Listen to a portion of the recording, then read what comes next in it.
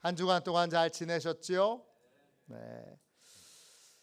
구원받은 성도의 길, 구원받은 성도의 길, 이런 제목으로 같이 은혜 나누겠습니다. 오늘 읽은 말씀은 우리가 너무나 잘 아는 예수님의 비유입니다. 이 말씀은 선한 사마리아 사람의 비유, 이렇게 불려집니다. 이 비유는 이렇게 시작합니다. 어느 율법 교사가 예수님을 찾아옵니다. 율법 교사는 법을 연구하는 사람이고 또 법을 사람들에게 가르치는 사람입니다. 유대인들에게 법은 성경입니다. 왜? 하나님의 법이니까. 유대인들은 자기들을 하나님의 택하신 선민이라고 그렇게 생각하여 하나님의 법을 따릅니다. 즉 율법 교사가 연구하고 또 공부하는 건 성경이고 또 그 성경을 사람들에게 가르치는 역할을 하고 있습니다. 이 사람이 예수님을 찾아와서 예수님께 이렇게 묻습니다. 오늘 말씀 25절을 보세요. 어떤 율법 교사가 일어나 예수를 시험하여 이르되 선생님, 내가 무엇을 하여야 영생을 얻으리이까? 이 율법 교사는 영생을 얻는 법을 묻습니다. 영생이 뭐지요? 영생의 반대말은 영벌입니다. 영생은 영원히 사는 게 아니라 영원히 구원받는 것입니다. 영벌의 반대말입니다. 마태복음 25장 46절입니다. 그들은 영벌에, 의인들은 영생에 들어가리라 하시니라. 영생은 뭐죠? 영생은 하나님께 용서받는 것을 전제로 합니다. 하나님께 용서받고 이 땅에서 하나님의 자녀로 특권을 누리며 살다가 죽어서 하나님의 자녀로 영원히 천국에서 살게 되는 그 모든 것을 다 영생이라고 부릅니다. 영벌은요, 하나님께 용서받지 못한 자가 이 땅에서도 은혜를 받지 못하고 은혜 없는 메마른 삶을 살다가 죽어 지은 죄에 대하여 영원히 지옥에서 벌을 받게 되는 것, 그게 영벌입니다.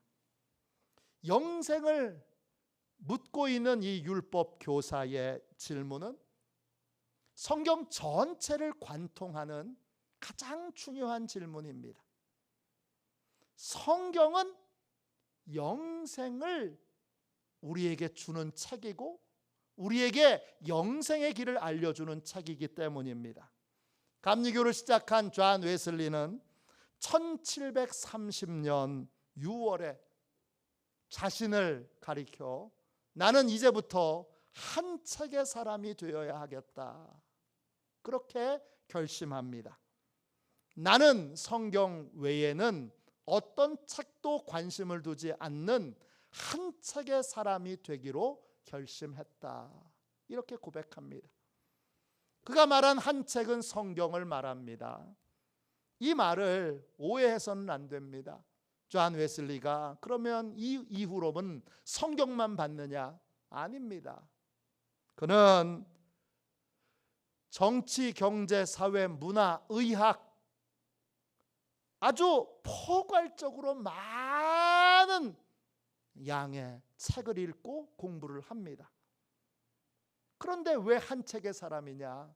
그 모든 지식을 성경을 이해하고 성경을 해석하는 도구로 사용했다는 것입니다.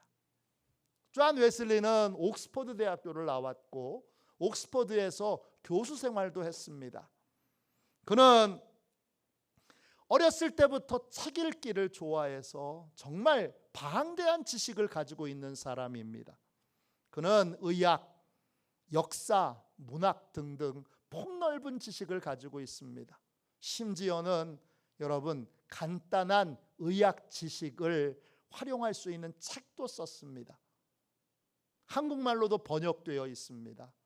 제가 전도사 생활을 할 때 그 담임 목사님께서 이 책을 번역하셔서 제가 이 책을 하나 가지고 있습니다. 의학 서적도 있습니다.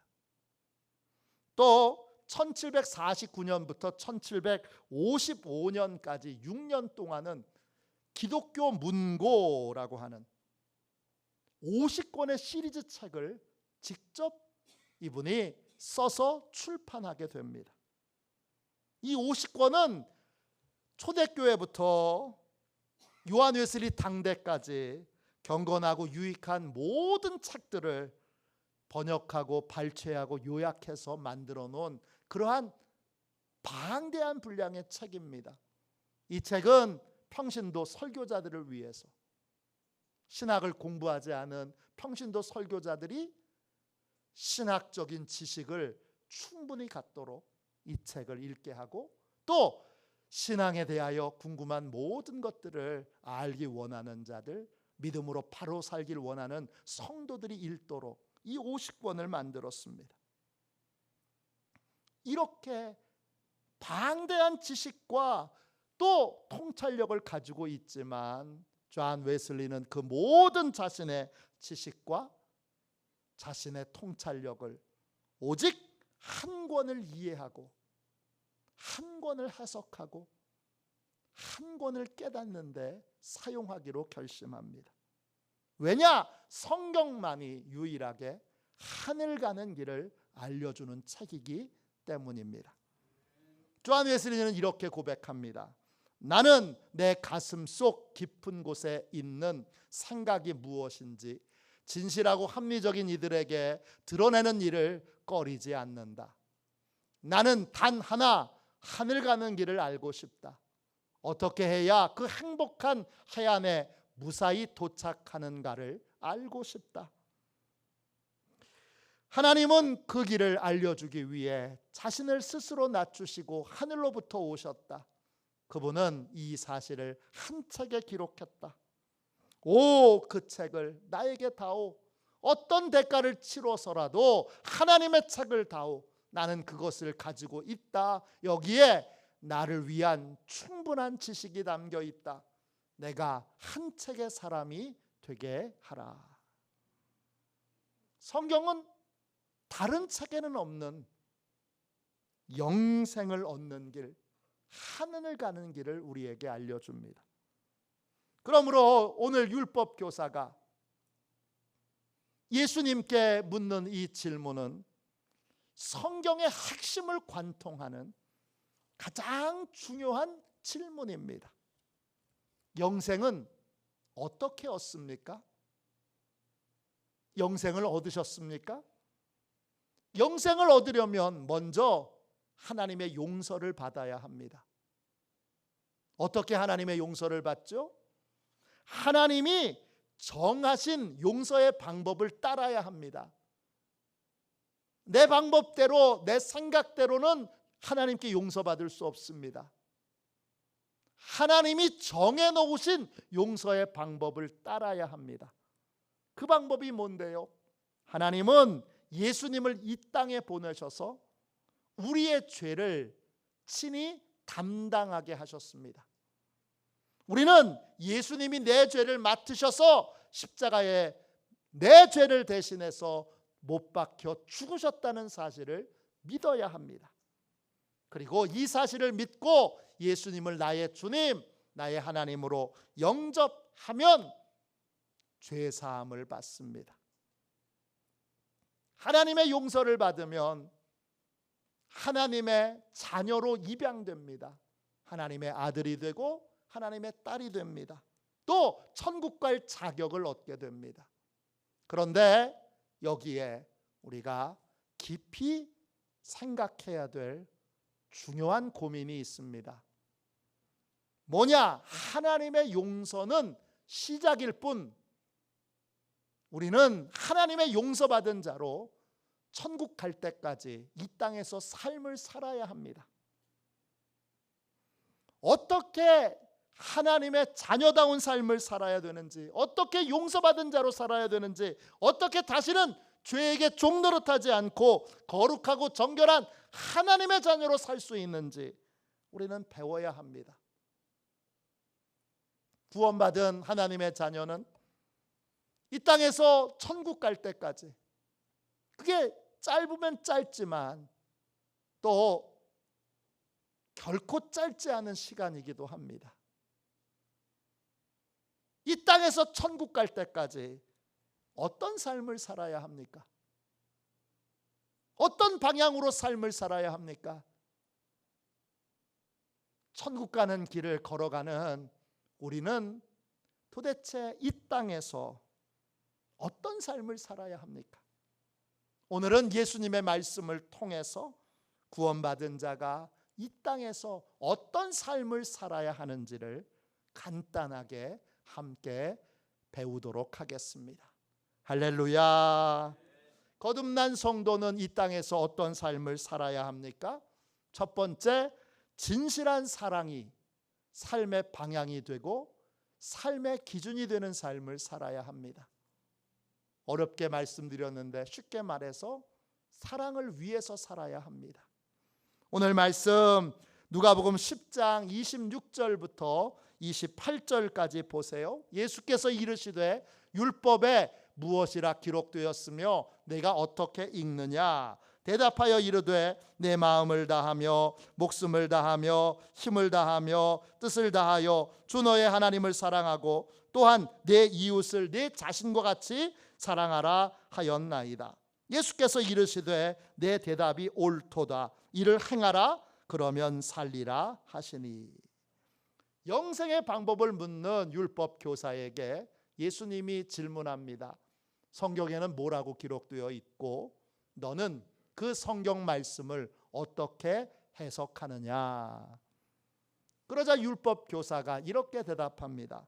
성경에는 내 마음을 다하며 목숨을 다하며 힘을 다하며 뜻을 다하여 하나님을 사랑하고 내 이웃을 너 자신같이 사랑하라고 하셨습니다. 이 말을 듣고 주님이 이렇게 대답하십니다. 내 대답이 맞다. 너는 그걸 행하면 된다. 그러면 영생을 얻고 영생을 빼앗기지 않는 삶을 살게 될 것이다. 율법학자가 성경에서 발견한 영생을 얻고 영생을 빼앗기지 않는 길은 무엇입니까? 인생의 방향을, 인생의 목적을 사랑에 두는 것입니다. 왜 살아야 합니까? 사랑하기 위해서. 왜 돈 벌어야 합니까? 사랑하기 위해서. 왜 교회가 부흥해야 합니까? 사랑하기 위해서. 왜 자식을 키워야 합니까? 사랑하기 위해서. 왜 배워야 합니까? 사랑하기 위해서. 모든 것이 사랑이 목적이 되어야 합니다. 이때 사랑의 대상은 둘입니다. 하나는 하나님이고 다른 하나는 이웃입니다. 사랑의 방법은요, 마음을 다해, 목숨을 다해, 힘을 다해, 뜻을 다해 사랑해야 합니다. 이게 이 땅에서 성도가 살아가는 삶의 모습입니다. 구원받은 자는 삶의 방향을 정확하게 잡아야 합니다. 목표를 사랑에 두지 않으면 우리는 쓸데없는 것에, 헛된 것에 시간과 세월을 낭비하며 길을 잃고 방황하게 됩니다. 길을 잃어버릴 때 인생은 공허해집니다. 길을 잃어버릴 때 인생은 무의미해집니다. 예수를 믿어도 구원받았다고 고백하면서도 어디로 가야 하는지, 어떻게 살아야 하는지 모르는 성도들이 얼마나 많습니까? 교회가 어디로 가야 하는지 전혀 모르고 그저 자기 교회, 자기 성도,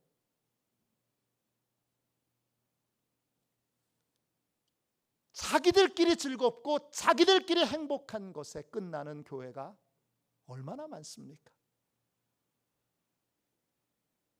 우리는 길을 잃었을 때 나침판을 이용해서 인생의 길을 찾는 것처럼 인생의 길을 잃어버렸을 때 항상 사랑이라는 관점으로 우리는 인생의 길을 찾아야 됩니다. 나는 지금 하나님을 사랑하는 길을 가고 있는지, 나는 지금 이웃을 사랑하는 길을 가고 있는지, 우리 교회는 지금 하나님을 사랑하고 이웃을 사랑하는 길을 가고 있는지 확인해야 합니다. 여기에서 잘 사는 삶을 살고 있는지, 아니면 고치고 바꾸는 삶을 살고 있는지, 이걸 우리는 확인할 수 있습니다.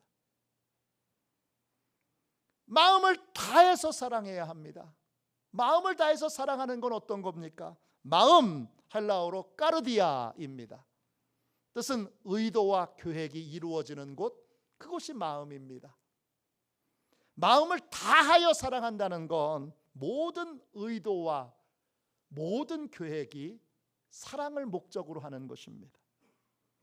어떤 일도 하나님을 근심케 하거나 다른 사람을 해롭게 할 의도와 목적으로 일을 하지 않는 것, 모든 일을 하나님이 기뻐하시는 일로, 또 다른 사람을 기쁘게 하는 일로 그렇게 계획하고 생각하며 일을 해나가는 것, 그것이 마음을 다해 사랑하는 것입니다.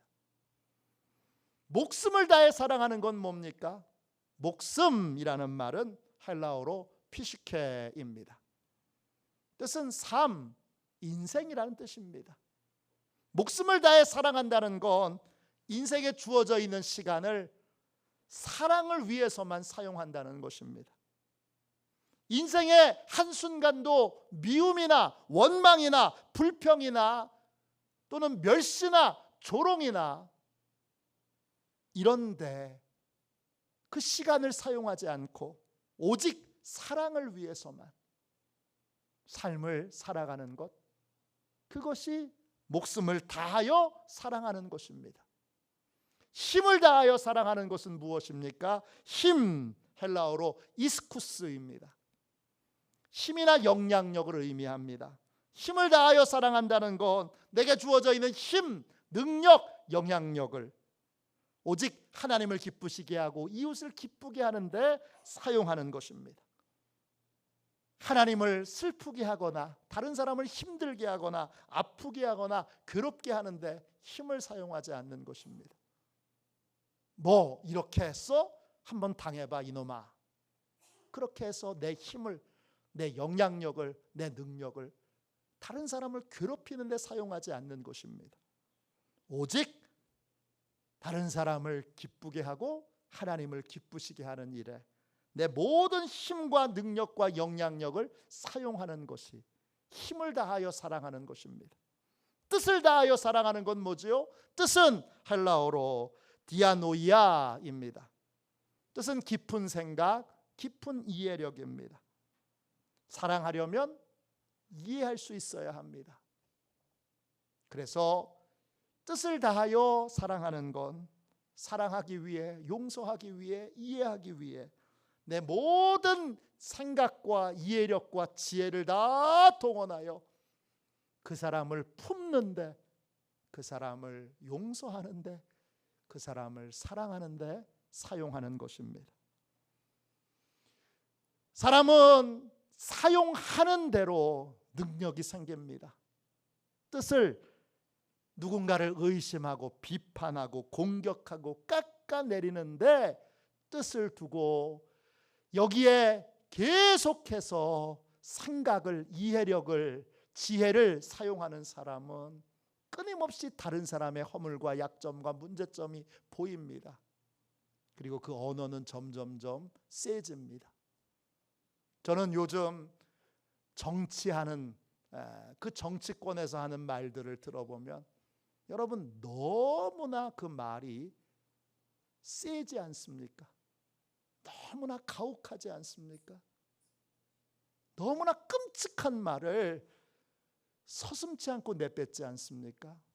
점점 그게 강해집니다. 더 강해집니다. 멈춰야 합니다. 우리는 누군가를 사랑하기 위해, 이해하기 위해, 용서하기 위해 우리의 생각과 이해력과 지혜를 집중해서 써야 합니다. 그러면 이해력이 깊어집니다.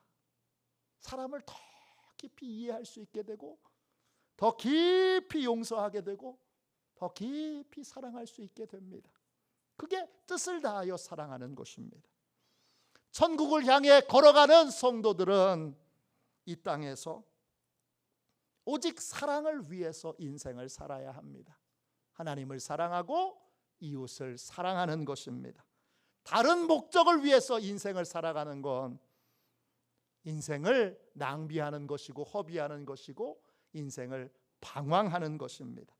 내 의도와 계획이, 내 모든 시간이, 내 모든 능력이, 내 모든 생각이, 내 모든 지혜가 오직 사랑을 위해서만 사용되어야 합니다.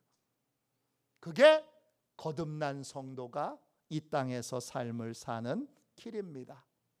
로렌스 형제의 유명한 책 하나님의 임재 연습 들어보시거나 읽어보신 분이 계시지요? 이 책에 이런 고백이 나옵니다. 이 로렌스 형제는 본명이 니콜라 에르망입니다. 이 형제는 어떻게 하나님의 임재 가운데 거하는가? 그 하나님의 임재 가운데 거하는 방법을 딱 한마디로 요약합니다. 뭐죠? 하나님을 사랑하는 마음으로 행하는 것입니다. 그는 이렇게 고백합니다. 꼭 큰 일을 해야만 하는 것은 아닙니다. 작은 일도 하나님을 위해 할 수 있습니다. 저는 프라이팬에서 부침개를 뒤집을 때도 하나님을 사랑하는 마음으로 합니다. 저는 바닥에 지푸라기 하나를 줍는 일도 하나님을 사랑하는 마음으로 합니다. 하나님의 임재 가운데 사는 삶, 하나님과 동행하는 삶은 하나님을 사랑하는 마음으로 행하는 것입니다. 이게 거듭난 사람의 삶입니다. 우리의 일은 사람을 변화시키는 게 아닙니다. 그건 하나님이 하시는 일이에요. 우리가 해야 될 일은 세상을 변화시키는 게 아닙니다. 그것 하나님이 하시는 겁니다. 우리는 뭘 해야 되죠? 우리는 한결같이 변함없이 사람을 사랑해야 합니다. 한결같이 변함없이 세상을 사랑해야 합니다. 우리는 하나님이 아닙니다. 우리는 다른 사람을 판단하고 정죄하는 일도 우리의 일이 아니라는 걸 알아야 합니다. 그건 하나님이 하시는 일이고, 우리는 모자라도 부족해도 나와 생각이 달라도 변하지 않아도 똑같아도 뻔뻔해도 예수님의 사랑으로 끝까지 사랑해야 합니다. 다른 건 못해도 사랑은 할 수 있습니다. 1992년도에 개봉한 영화 가운데 흐르는 강물처럼이라는 영화가 있습니다. 제가 좋아하는 로버트 레드포드라고 하는 유명한 배우가 감독을 한 영화입니다. 이 영화는 삶의 이유와 목적이 사랑이어야 한다는 사실을 명백하게 보여주는 좋은 영화입니다. 이 영화의 주인공은 목사님 가정의 두 아들입니다. 스코틀랜드 장교 출신인 목사 리버런드 맥클레인에게는 아들이 둘이 있습니다. 큰아들의 이름은 노먼이고 둘째 아들의 이름은 폴입니다. 큰아들은 아버지의 기대대로 모범적인 삶을 삽니다. 둘째 아들은 아버지가 기대했던 것과는 다른 방향으로 인생을 살아갑니다. 작은 아들은 정의롭고 인정도 많지만 동시에 충동적이고 거칩니다. 그래서 번번이 아버지가 이야기하는 말을 듣지 않습니다. 결국 이 둘째 아들은 도박장에서 살해를 당합니다. 우직한 스코틀랜드 장로교 목사인 아버지는 오랫동안 아들의 죽음에 대해서 말하지 않고 묵묵히 아들과의 이별을 견뎌냅니다. 세월이 한참 흐르고 아버지는 설교 시간에 작은 아들을 먼저 보냈던 슬픔에 대하여 하나님이 주신 말씀으로 이렇게 고백을 합니다. 우리는 가장 가까운 사람들도 도울 수 없다는 것이 진실입니다. 우리는 무엇을 도와주어야 하는지도 모르고 상대가 원하지 않는 것을 도우려고 할 때도 많습니다. 우리는 그렇게 삶을 살고 있습니다. 우리는 우리의 도움을 받지 않으려는 사람들이 있다는 사실을 알아야 합니다. 그러나 우리는 그들을 변함없이 사랑할 수 있습니다. 그들을 완전히 이해할 수는 없지만 온전히 사랑할 수는 있습니다. 거듭난 사람도 사람을 변화시키는 일에는 실패할 수 있습니다. 이 스코틀랜드 장로교 목사인 리버런드 맥클레인도 둘째 아들은 변화시키는 일에 실패했습니다. 이해할 수가 없습니다. 그러나 절대 실패해서는 안 되는 일이 하나 있습니다. 그건 사람을 사랑하는 일입니다. 우리는 변화시킬 수는 없어도 사랑은 할 수 있습니다. 언제나 변함없이 진실한 마음으로 하나님을 사랑하고 이웃을 사랑할 수는 있습니다. 그게 거듭난 우리, 천국 가는 길을 걷는 우리가 해야 될 일입니다. 할렐루야. 둘째, 거듭난 성도는 어떤 삶을 살아야 합니까? 두 번째이자 마지막으로 사랑의 삶을 실제로 행하는 삶을 살아야 합니다. 율법 교사가 성경의 핵심을 말했습니다. 하나님을 사랑하고 이웃을 사랑하는 것입니다. 예수님이 율법 교사에게 대답이 옳다 칭찬하시고 그에게 그러면 이제부터 너는 사랑으로 행하라 그렇게 명령을 내리십니다. 그러면 가서 사랑을 실천하면 되는데 이 율법 교사가 잘난 체하고 예수님께 다른 것을 묻습니다. 누가복음 10장 29절입니다. 그 사람이 자기를 옳게 보이려고 예수께 여짜오되 그러면 내 이웃은 누구니까? 율법 교사가 묻습니다. 내가 내 자신같이 사랑해야 될 나의 이웃이 누구입니까? 그러자 예수님이 그 유명한 선한 사마리아 사람의 이야기를 들려주십니다. 어떤 사람이 예루살렘에서 여리고로 내려가고 있습니다. 왜 내려가지요? 예루살렘은 해발 800m 위에 있습니다. 여리고성은요?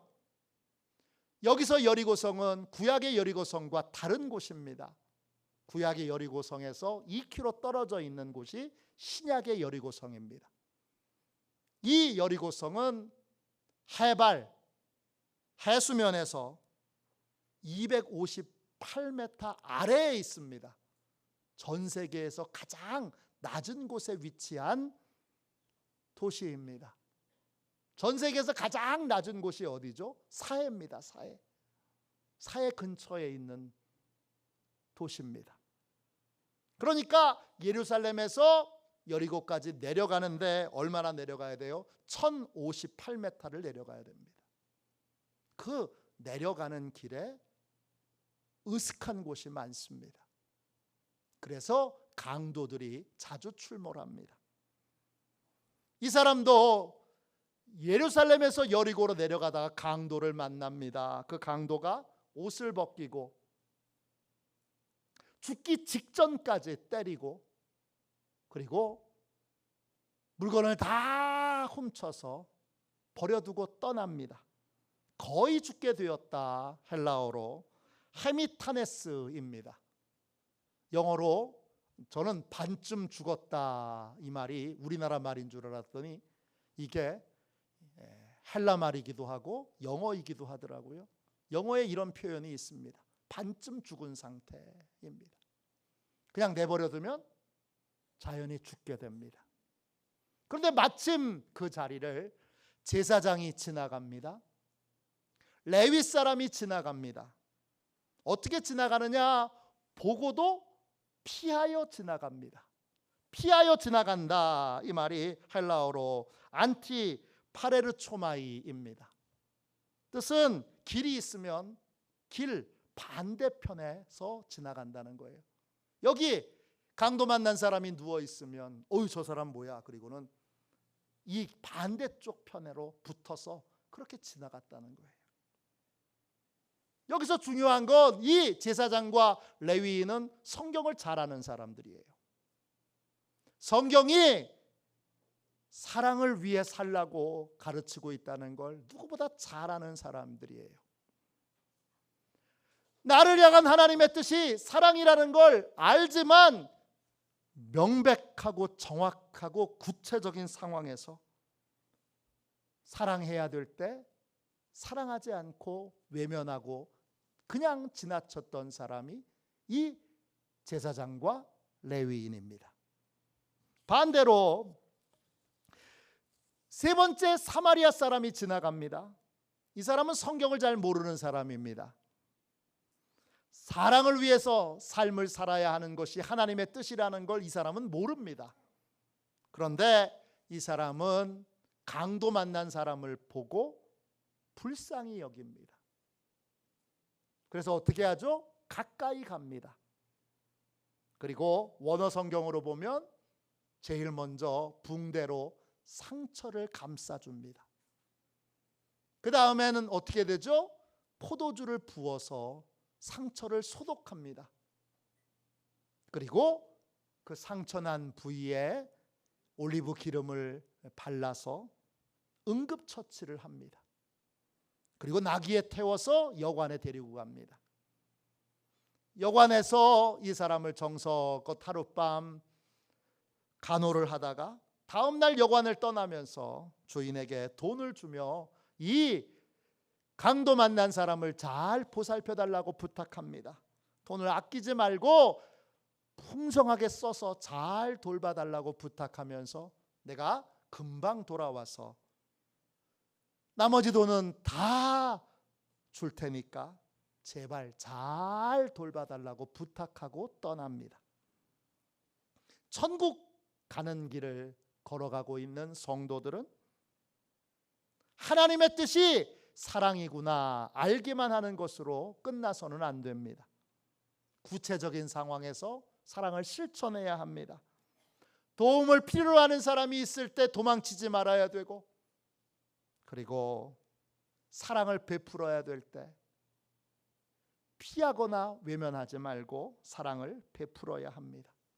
우리는 하나님의 사랑을 많이 받은 민족입니다. 한국전쟁 때 우리 민족은 강도 만난 사람들이었습니다. 그때 하나님이 전 세계에 있는 사람들을 일으켜 우리를 돕게 하셨습니다. 우리에게 하나님의 크신 은혜가 임했습니다. 한국전쟁 때 하나님이 수많은 사마리아 사람들을 보내셔서 우리를 도우셨는데 많은 이야기들을 할 수 있지만 제가 제일 감동을 받은 건 흥남 철수작전입니다. 흥남 철수작전은 미 10군단 병사들을 후방으로 철수시키기 위한 작전입니다. 미군이 함경남도 장진호까지 올라갔다가 중국에 참전으로 다시 후퇴하다가 중공군에게 포위를 당했습니다. 올라가지도 못하고 내려가지도 못합니다. 그래서 흥남부두에 모여서 배로 이 미군을 철수시키는 작전이 흥남 철수 작전입니다. 그런데 이곳으로 공산 치하에서는 더 이상 살 수 없는 한국 사람들이 20만 명이나 몰려왔습니다. 이들은 공산 치하에서 살 수 없습니다. 공산당에게 다시 점령당하면 총에 맞아 죽든지 죽창에 찔려 죽게 됩니다. 이 작전의 총책임자는 알몬드 군단장입니다. 이 군단장은 미군도 온전하게 다 철수시킬 수 있을지 자신이 없는 상황에서 피난민을 수송한다는 건 생각조차 할 수 없습니다. 그런데 이 알몬드 군단장의 통역관이 현봉학 박사님이십니다. 목사님 아들이에요.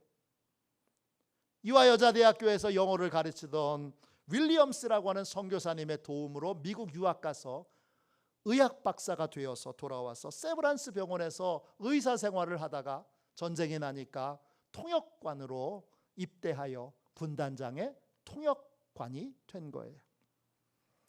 이분은 누구보다 우리나라 사람들의 상황을 잘 아니까 이 함경남도 주민들을 그냥 내버려 두고 가면 이 사람들은 다 총에 맞아 죽고 죽창에 찔려 죽을 게 틀림없으니까 미친 듯이 이 군단장을 설득합니다. 볼 때마다 울며 설득하니까 이 알몬드 군단장이 딱 하루의 시간을 주고 인원을 4,000명으로 제한해서 피난민을 수송하기로 결정합니다. 어마어마한 결정이죠. 그 후에 알몬드 군단장이 철수작전이 잘 진행되고 있는가 헬기로 아래를 내다보고 있는데 수만 명의 피난민들이 추운 겨울바다에 뛰어들어서 배에 기어오르는 모습을 보고 말할 수 없는 감동을 받습니다. 하나님이 그 마음을 움직여서 생각을 바꿔 모든 피난민들을 구출하도록 명령합니다. 이 구출 작전에 실제적인 지휘를 했던 사람은 포니 대령입니다.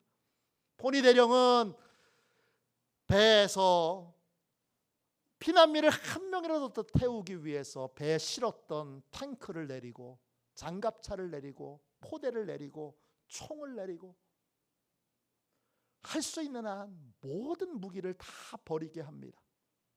그리고 최대한 피난민들을 태워서 한 배씩 출발시킵니다. 이제 모든 배가 떠나고 마지막 남은 배는 메리디스 빅토리오 하나입니다. 이 배는 여객선이 아니라 화물선입니다. 정원이 60명입니다.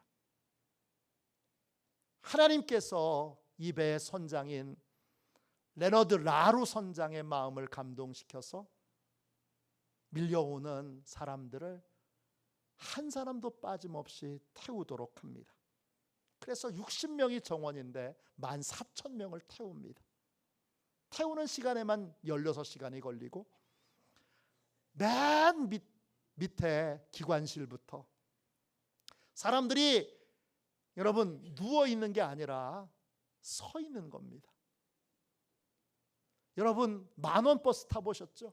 만원 버스처럼 다 이렇게 촘촘히 붙어서 그래서 타는 겁니다.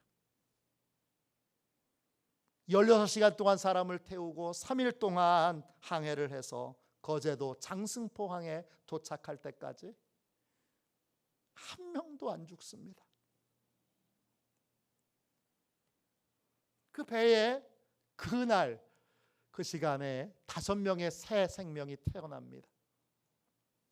미군이 그 한 사람 한 사람 아이들의 이름을 붙여줍니다. 김치 1, 김치 2, 김치 3. 다큐멘터리에 보면 제가 김치 3입니다 하는 사람이 나옵니다. 제가 김치였습니다. 14,005명 한 명도 다치지 않고 3일의 항해를 마쳐서 다 안전하게 도착합니다. 그래서 일명 크리스마스의 기적이라고 부릅니다. 레너드 라루 선장은 그날의 기억을 이렇게 고백합니다.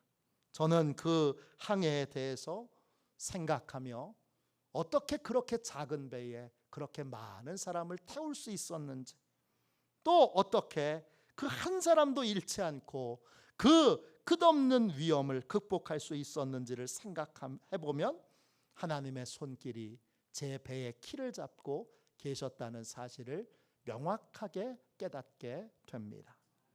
전쟁 후에 이 메리디스 빅토리오 선장이었던 레너드 라두는 수도원에 들어가서 카톨릭 수사가 됩니다. 그리고 이 수도원의 원장으로 있는데, 그때 이 수도원이 빚더미에 앉아서 팔리게 되는 위기에 놓였을 때 한국에 있는 천주교회에서 이 수도원을 사서, 그래서 레너드 라두 수도사가 끝까지 원장으로 지낼 수 있도록 해줍니다. 사랑은 아는 게 아닙니다. 사랑은 행하는 것입니다. 주님은 사마리아 비유를 이렇게 끝맺습니다. 누가복음 10장 36절 37절입니다. 내 생각에는 이 세 사람 중에 누가 강도 만난 자의 이웃이 되겠느냐? 이르되 자비를 베푼 자니이다. 예수께서 이르시되 가서 너도 이와 같이 하라 하시니라. 너도 이와 같이 하라. 진짜 사랑은 행하는 것입니다. 도움이 필요한 사람을 외면하지 않는 것입니다. 우리를 전 세계에 있는 하나님이 보내신 사마리아 사람들이 외면하지 않고 우리를 구원해 준 것처럼, 건져 준 것처럼, 도움을 준 것처럼 우리도 구체적인 자리에서 사랑을 실천하는 사람이 되어야 합니다. 사랑을 실천하는 곳에 하나님이 함께 계시고, 사랑을 실천하는 곳에 하나님이 놀라운 은혜를 베풀어 주십니다. 그러한 은혜의 주인공이 되시기를 주님의 이름으로 축원합니다. 구원받은 자는 천국 갈 때까지 이 땅에서 삶을 살아야 되는데 어떤 삶을 살아야 됩니까? 사랑을 목적으로 살아야 합니다. 그리고 사랑하는 삶을 살아야 합니다.